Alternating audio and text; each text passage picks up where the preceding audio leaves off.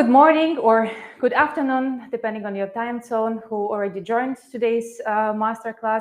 And of course, welcome to everyone who's gonna watch the recording. My name is Marina Lova. I am from service team here at Q Biotech, and today I'm happy to moderate today's new episode of Scientific Masterclass series. Our Scientific Masterclass series enables researchers from around the world to present their latest results and findings to a worldwide audience and provides a unique platform for scientists to share their work, to connect with others in the field, and receive feedback from experts.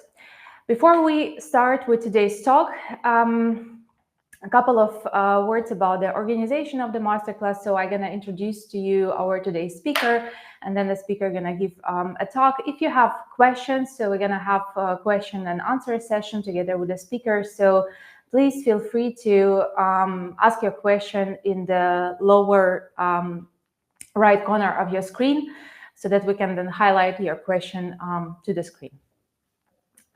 If you want to be a part of the Scientific Masterclass, if you want to give a talk also here in the future, so you can also submit your application at the Q Biotech website.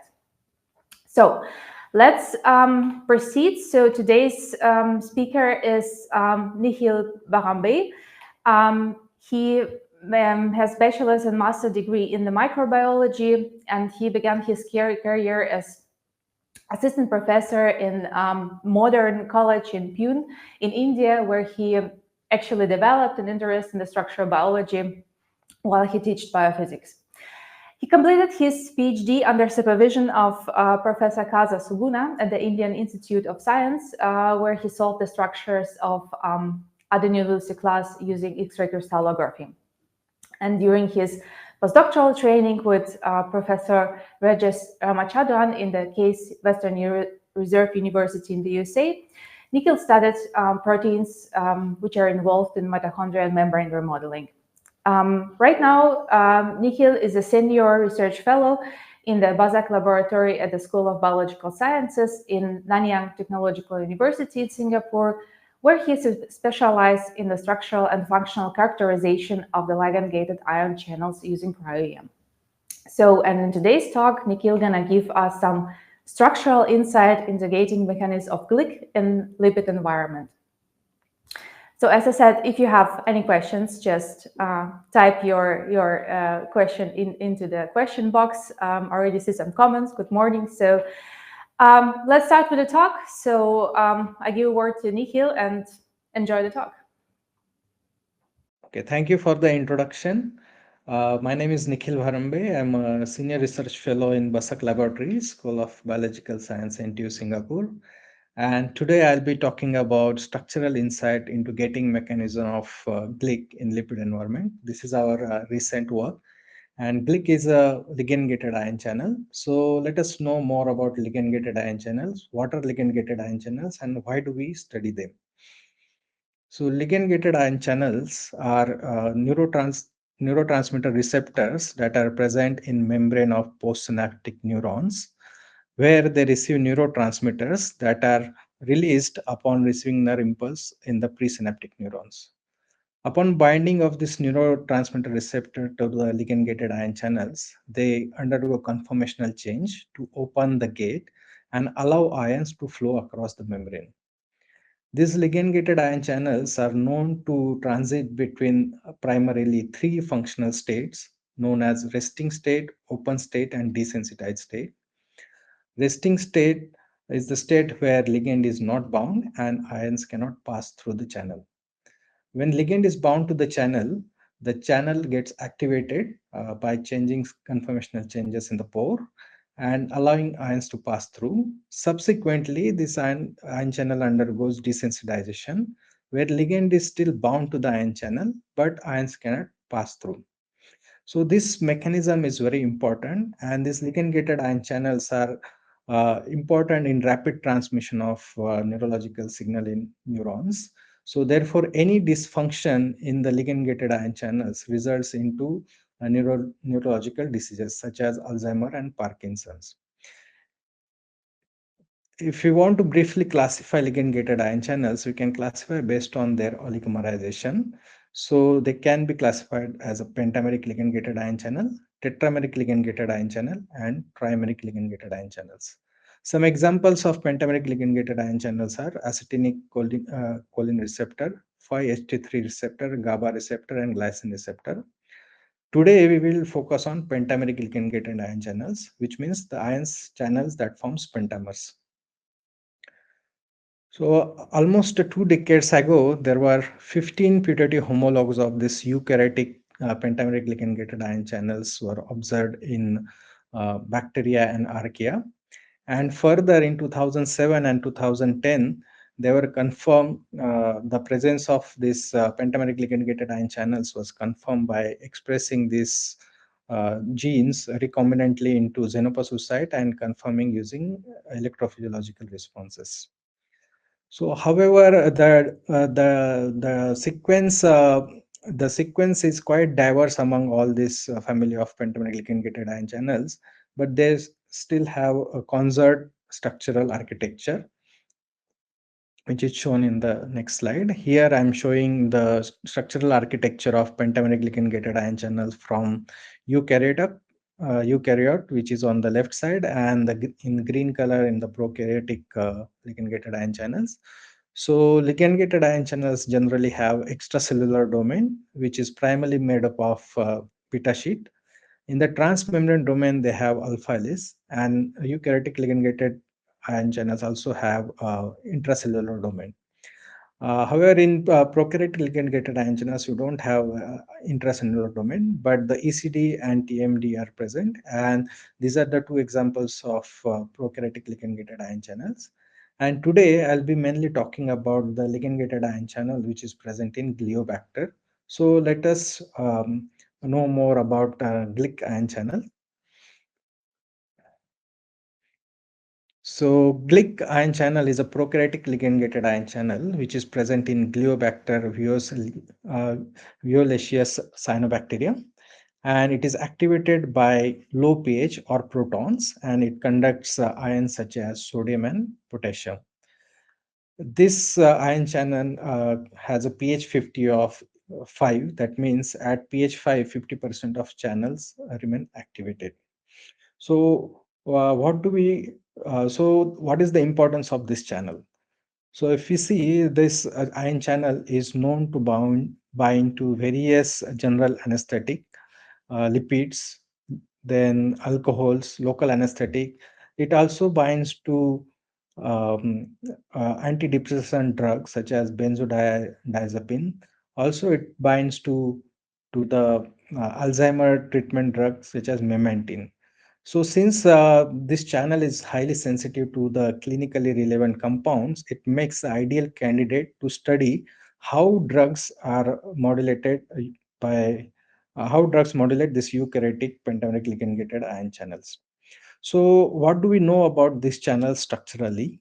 So, if you see in the literature, there are several ligand-gated ion channel structures are present for the GLIC channel, and all the structures are present either in resting state or in open state. So here I have shown example of open state structure in crystal structure, and this is present in the detergent environment. And if you focus on the pore of the channel from through which the ions generally pass through, you see a presence of density for the detergent bundle, which is completely non-physiological. Also, there are several intermediate states, like for example, between pH 7 to pH 4, we don't have any structures for them. And since all these structures are present in the detergent environment, we cannot really study what is the effect of lipids on this channel. Therefore, it is very important to make a detergent-free environment to study this channel and its if the effect of lipids in this detergent-free environment. Therefore, to do this, we used the strategy of reconstitution of this protein in lipid nanodisk. So first, we purify this protein in detergent. Here, I'm showing the size exclusion chromatography profile for the detergent purified GLIC protein. Once we purify GLIC in detergent, we mix it with the lipid detergent micelles. So in this case, we have used azolectin as a lipid. And once you mix this lipid detergent micelle along with the protein and another protein, membrane scaffolding protein, MSP, and after you remove detergent using biobeads, this whole assembles into a nanodisk where the GLIC will be surrounded by lipid and thus scaffolded by scaffolding protein. Further, this we pass it through size exclusion chromatography to purify the sample, and then we have so in this gel filtration profile we use detergent free buffer. So therefore, now the nanodisk and this particular sample will be completely detergent free and in lipid environment. So we prepared this sample using isolating lipids, and then we further studied them using electron microscopy. So first we carried out negative staining, and in negative staining at pH 7.5, we can see that all uh, uh, the click channel particles are actually quite homogeneously distributed. And in the cryo-EM micrograph also you can see several particles which are present in different views. So we went ahead and collected data and determined the structure at pH 7.5. So after determining the structure, we can see clearly here. I'm showing here only one subunit here, where you can clearly see that the extracellular domain has the beta sheet and the transmembrane domain has alpha helix primarily. And when we compare this structure, the cryo-EM structure in lipid environment, in uh, in contrast to the detergent structure in the using X-ray crystallography, we can see that there are some changes present in the important regions of this molecule. So this clearly indicates that the lipid has definitely some effect on the structure of this protein. So further, we wanted to study what happens when we use low pH and study this effect of lipid in low pH environment. So we reconstituted again GLIC protein in using azolectin lipid and then used a low pH buffer such as pH 5.5 and pH 4 to study the effect of this lipid at under the low pH condition. And one important observation we had was like suddenly after changing pH from pH 7.5 to 5.5 and 4, we had a dramatic loss of protein yield. And whatever protein was left, we still used it for cryo-EM imaging, and we could see here clearly that all most of the protein was aggregated in our sample. So, in order to solve this issue, we use several strategies, such as we changed the buffer that we used at that particular pH. We also used buffer exchange method. So we purified protein at 7.5, made nanodisk at 7.5, and then exchanged with different buffers. We also use dialysis in low pH buffer to change the pH and study, but all these strategies did not work. Then further changing all the further we search in the literature and found out that there are two different strategies that actually helped us in resolving this issue. So first was by changing lipids. So we changed lipid composition from azolectin to DOP, POPC, and POPS. The ratio that we used is 2 is to 1 is to 1. And then because the yield of the protein was low, we used directly peak of this SEC profile and used it in the graphene grids for the cryo studies.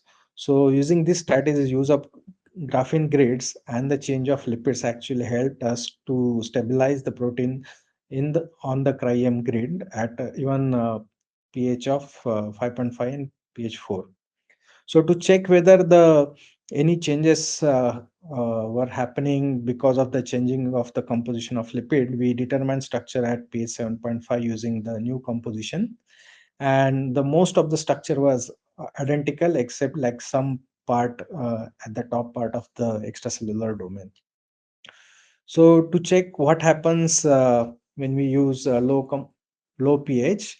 Uh, Low pH condition, we determine the structure at pH 4. And while we are processing the data of pH 4, we found that there are three distinct conformational classes present in our data, which we denoted as C1, C2 state and O state. So I will discuss details about this structure and why they are different in future slides. So in total, we have determined high resolution structure of this GLIC in lipid environment at various pH such as pH 5.5, pH 4. Uh, in pH 4, we have three conformations C1, C2, and O. And here I'm showing the local resolution map of all the structures, and you can see that all the structures have resolution better than 3.5. So we can accurately build the model and compare the structures. So the first important observation that we had was when you compare structure of pH 7.5 and pH 4O, that when you lower the pH from 7.5 to 4, there is a compaction of the pH 4O state is happening, and the channel undergoes counterclockwise rotation. This is known in the field, so this was not a very new observation. Further, when we align all the structure from 7.5 to pH 4, C1, C2, and O state, you can see that there is a gradual counterclockwise rotation that is observed if you view from the top side in the ECD. So you can see from green to Dodger blue to salmon to pink. So from pH 5.5 to 4, C1 and C2 and O state. So similarly, if you compare the overall structure, we can see all the different important loops and uh, beta sheets show a counterclockwise rotation and compaction towards the central axis. So when we compare the transmembrane domain, we can see that the pore profile, which is actually shown over here, when we go from pH 7.5 to pH 4, we can clearly see that the pore is becoming wider and wider when we lower the pH. So if you carefully observe here, this is the pore profile where the radius is plotted versus the distance in the structure. You can clearly see that above the I9 position, which is isoleucine 9 prime, it's a it's it's a known gate for the this channel. Above this, above I9 prime and above I9 prime, you can see the widening of the pore. And at pH 4 O state, you can see that the radius is higher than the uh, so radius is higher than the radius of the sodium ion, which is shown in the dashed line here.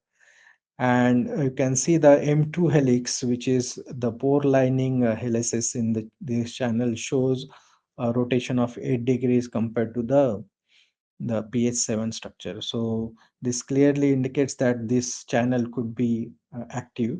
And when we compare the pore profile of the pH 4 state, we can pH 4O state, we observed a lot of water molecules above I9 prime, which was actually previously in the detergent structure was occupied by the detergent bundle. So this is indeed could be a probable physiological open state.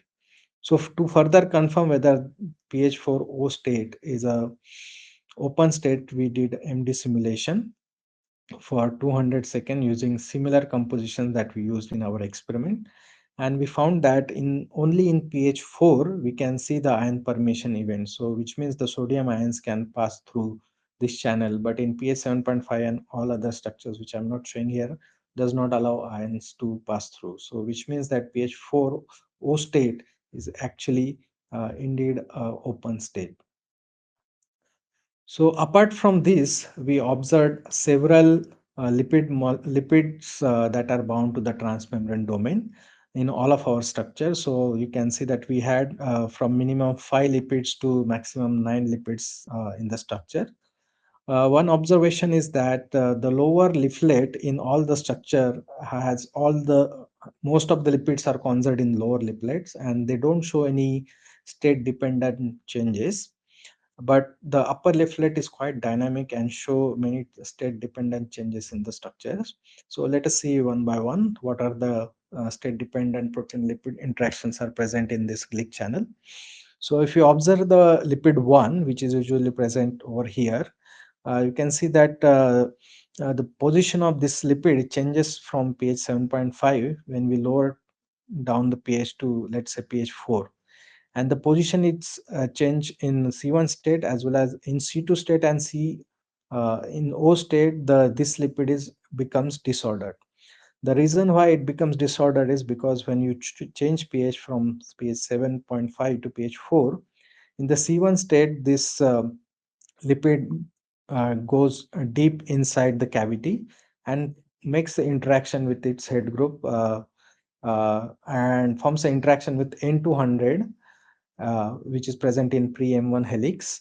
And if you overlap this particular C1 state and the lipid 1 along with C2 and O state, you can see that this M252 residue, which is actually present out, which is present in different conformation, kind of forms a clash with the lipid 1. So in order to uh, change from C1 to C2 to O state, this lipid has to move away, and that's why this lipid 1 is disordered in C2 and O state.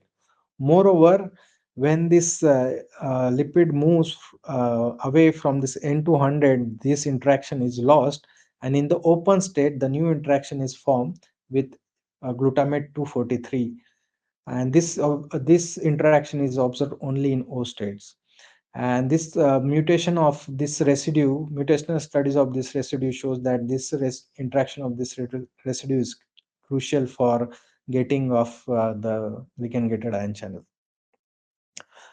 Now, if we come to the second lipid, lipid 2, which is present over here, it actually does not show any, it interacts with Y194 in pH 7.5, and the acyl chains are floating outside. But when you lower down the pH at particularly in the open state, the acyl chain, one of the acyl chain, wedges inside the cavity formed by M3 and M1 helix. And this cavity is very important because this cavity is at this in this cavity the general anesthetics such as disflurane and propofol interacts.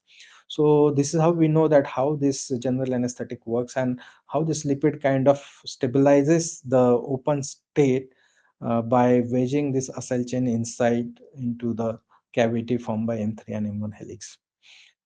Further down, there is one lipid which was predicted previously using MD simulation, that open state is stabilized by this particular lipid, and if we compared the position of this lipid predicted using MD simulation and the one that we observed in our structure is almost identical.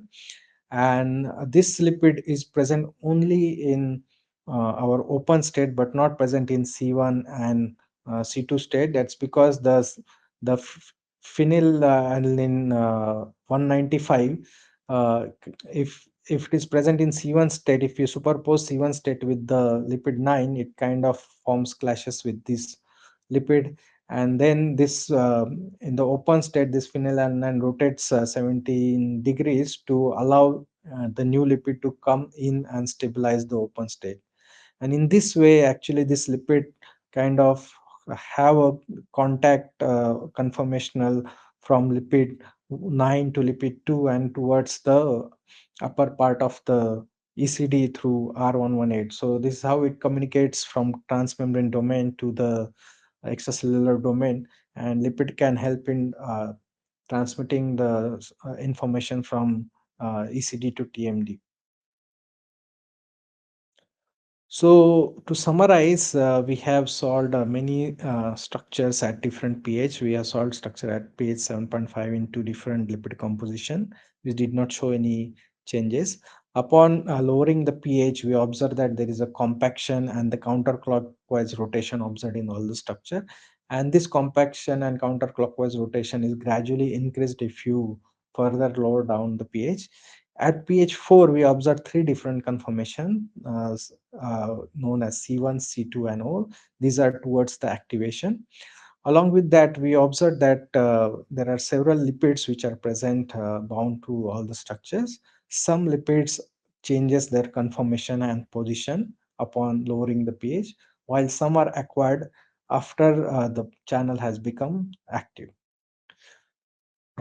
So Since we have solved all the structure in resting and open state, but we were not able to determine the structure of desensitized state. So our future work will be focused on determining the structure of desensitized state. So with this, I would like to acknowledge my boss, Professor Sandeep Basak, for giving me this project. Zovanli for carrying out all the purification and the nanodisk reconstitution part. Dr. Asha for EM studies, and Professor Phil Biggins and David for conducting the MD simulation studies. All the funding agency for supporting our project and the instrumentation facility. And in the end, I would like to acknowledge Tube Biotech for giving me this opportunity to present my research in this masterclass session. Thank you very much. I can now answer some questions. Okay, so hello, Nikhil. Thank you very much for being here, and thank you very much for your exciting talk. Thank you. Perfect. So, dear guests of the webinar, you can already type your questions so that we can directly forward them to Nikhil. So let's maybe start. Okay. Does size of nanodisk affect the structure of GLIC? And do you think use of other amphifols or other polymers will change the conformation of the channel? Yeah, this is a nice question actually. Uh, so there is a this question is quite frequently asked. Even when we were reviewing this the paper, we were asked this question. Actually, I have not shown one like since we can see the open state in our channel. We can say that the GLIC channel is particularly not affected by the size of nanodisk. However, we have not tested any of the polymers or any amphifols. What kind of effect it will have, we have to test it by actually doing some experiments. But there is another paper by Wellen Chang's lab where they study the another pentamic ligand-gated ion channel such as ELIC, where actually they say that the change in the size of the nanodisk do affect the structure of the channel. Oh, interesting, yeah. Okay, and maybe I can make a follow-up question on here. So because I mean, still, so you worked with the MSP reconstitution, yeah. So and this still involves the solubilization of the protein in detergent, yeah. So I mean, Yes. do you think this is some crucial step that the protein comes into contact with detergent, and can it make difference if, for example, by using this, for example, polymers, yeah, so which where you don't need the detergent anymore. So do you think that can affect the structure in the end, or this restoring of the lipid environment in the MSP nanodisk is sufficient? I can tell about GLIC protein. So since GLIC we have tested and we can see all different states, so it can go under conformational changes pretty happily with the kind of nanodisk that we have used. MSP 3D1 is sufficient to allow all the conformational changes, but it may affect depending on the size of nanodisk. If the nanodisk size is too tight and won't allow to change the conformation, like to open up the channel, it may affect the structure like it affects in the ELIC, which is another pentameric ligand-gated ion channel. So in some cases, I'm sure that the amphiphol and other polymer may help in actually stabilization than nanodisk directly taking from the native membrane. Yeah, sure. And then the protein should have some space, of course. Yeah. So Yes. Yes. okay, let's go to the another question. Why do you assign C1 and C2 states as intermediate states going toward activation and not assign to desensitized states? Yeah, so this is a very nice question actually. Is it possible for me to go back to the slide? There is one slide I have after the thank you. Is it I can possible? show that too. Yeah, just give me a second. We will try it Okay. out.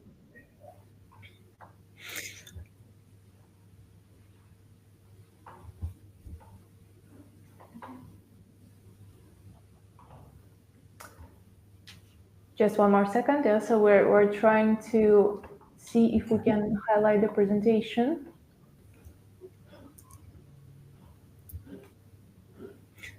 Uh, I can still answer. So, as I have told, yeah, can you go to the next slide? And you to now to tell us where it was Touch more and or burn. less. So, this, This is the last slide. Yeah. yeah, after last slide. After last slide, there are three more slides. Oh, this is probably not in the. Okay, okay.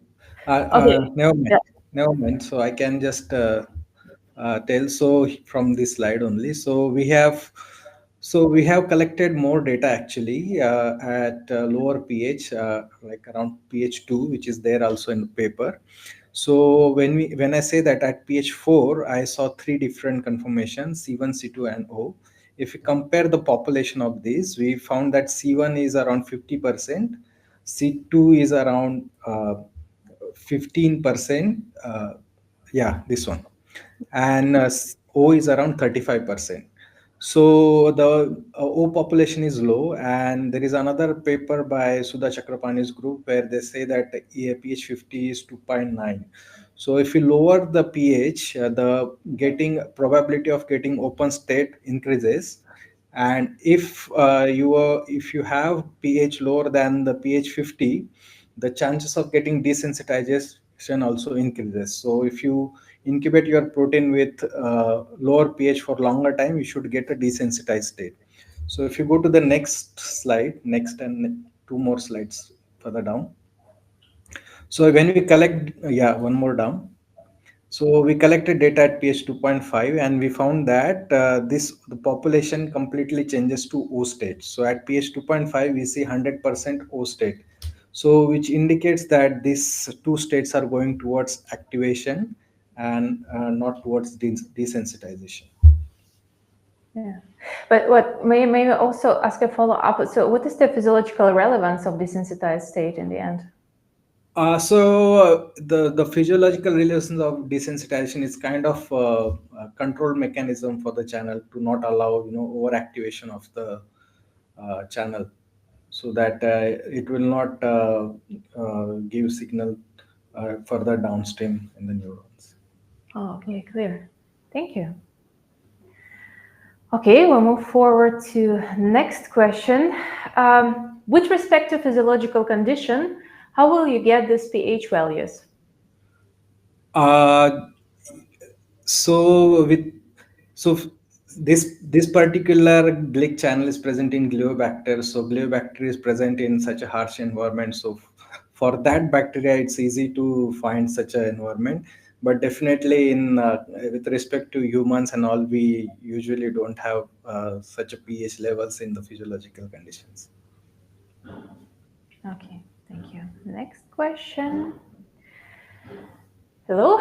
Since nice set of structures, do you think GLIC can undergo desensitization when you patch clamp it? Usually the channel is never closing. I was just wondering.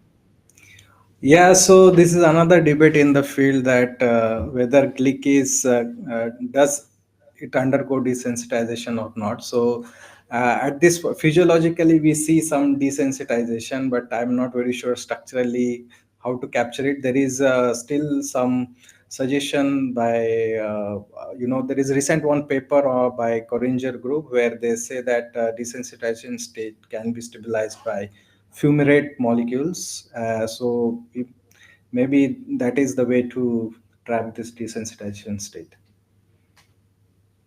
Thank you. While we waiting for the next question, I want to just show you. You can also read the paper of Nikhil. Yeah, so there is a link on your screen as well, so you can just click on it and also see more bit insights into the work. Thank you. Why did the lipid changes cause the stability with the pH changes? Is there a way to circumvent the lipid choice problem? Yeah, that's a very nice question actually. So why did lipid changes cause stability or distability with pH changes? I mean, this is a way because since this protein is present in the lipid environment, it needs to stabilize all different conformations to be stable, and the way to do that is by changing certain lipids. and forming new interaction, breaking new interaction. That is the way I think that is how what I feel happens actually. But is there a way to circumvent the lipid choice problem? That we have to test it, like we have to test different set of lipids, like just individual set of lipids, and try and see whether that affects stability of the protein in different pH or not. That we have not tested, we have not tested individual lipids, so that is still needs to be done. Yeah, I But have this also. is a very nice question. Yeah, that's also would be also one of my questions.